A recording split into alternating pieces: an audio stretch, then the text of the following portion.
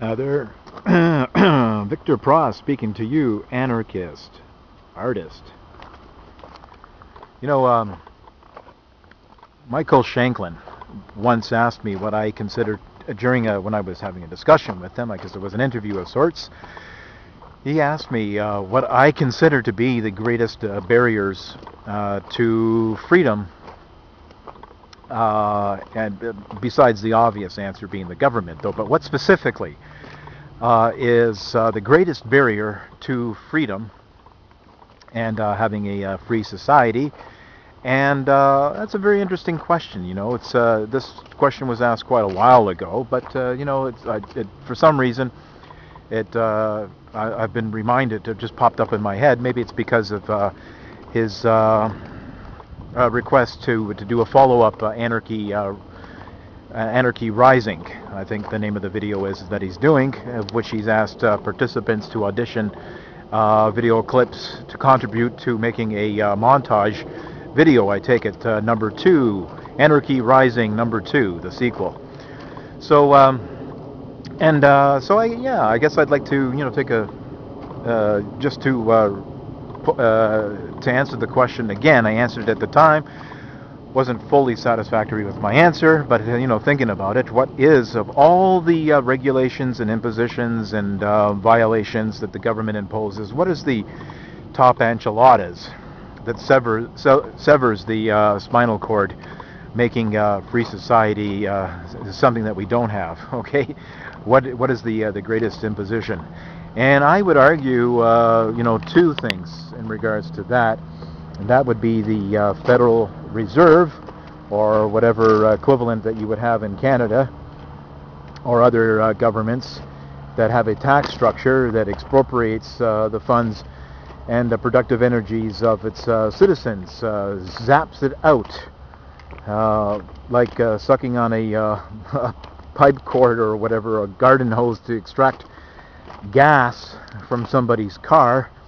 The Federal Reserve definitely is the greatest imposition, because when you're controlling production and trade and distribution in a society, that is the lifeblood of a society, is the productive energies that people exert. Okay, we are not ghosts. Okay, we are not ghosts. It's vital to life that we are productive and produce and create all these goodies that offer this modern industrial civilization and all the technological goodies that we take advantage of, and we have absolutely no freaking clue or appreciation of the enormous expenditure of thinking and working and the brains behind that made all of this possible, that raises not only the standard of life, but prolongs life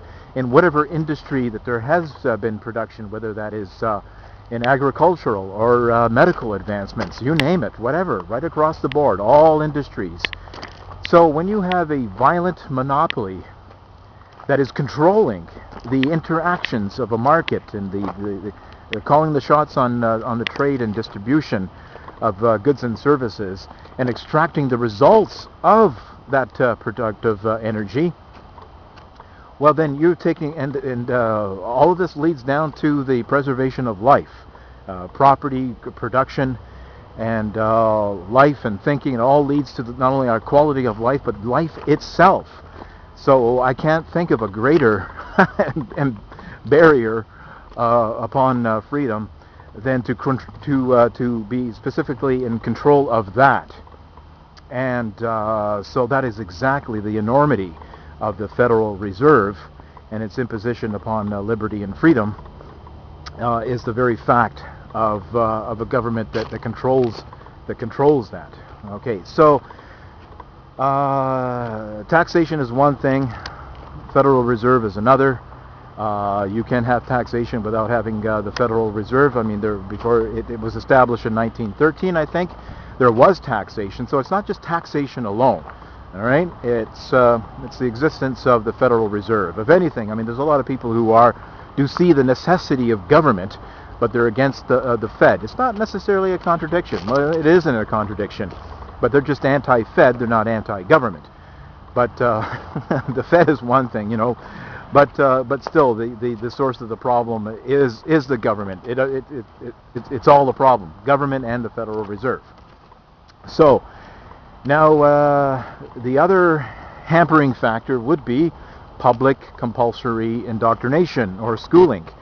And quite simply, the reason why I would say that is because let's keep in mind the actual root and source and history of public schooling. Okay, it's not some kind of like altruistic, beneficial angel dust, angel fairies with good intentions. Oh, we got to make sure that those children are educated. Oh, well, okay, we're a benevolent society. We're the government officials here, and we just won't have it where children are suffering because of a lack of education. Pardon the noise over there. So we're going to set up and ensure that the children are properly educated so that they can have a better life and be better informed and be more adapt to meeting the challenges and requirements of life through this education by enabling them to read and write and mathematics and whatever to prepare them for life. Well, I mean, it's a statistical fact that the government is failing miserably in this regard. I know that there's a lot of people who will stand by their position that no, we need public schooling, and facts to the contrary of the miserable, abysmal job that they're doing won't hold any sway. I mean, that type of ignorant, pig-headed, stubborn stance itself is the result of public education. If you start flying in the face of facts, when you start arguing with facts, that you're deeply entrenched in propaganda, which is the result of public schooling, for God's sakes. If you can't connect these kind of logical dots together, you got a serious problem.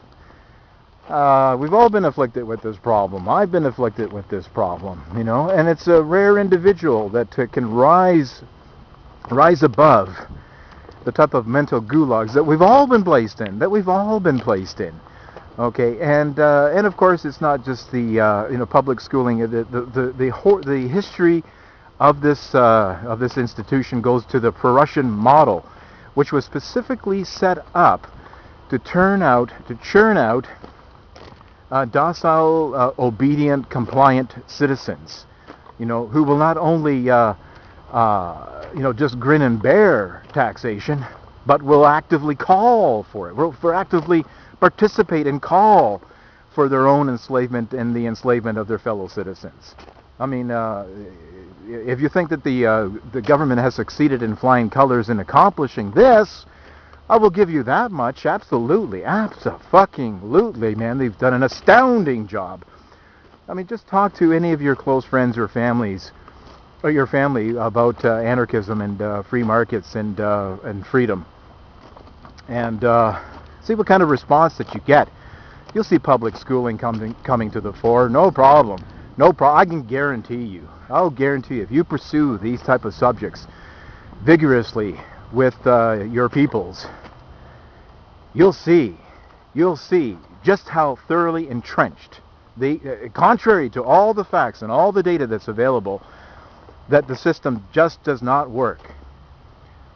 Watch them get ashen, red-faced, veins popping out of their forehead defending this institution. And then you know that the greatest barrier to freedom, to the ideas of freedom, doesn't begin and end with the Fed. It also goes to public schooling. So there you have the two major culprits, of which all the other impositions and violations of freedom are just mere details by comparison. You have the Fed and public indoctrination, called the modern school.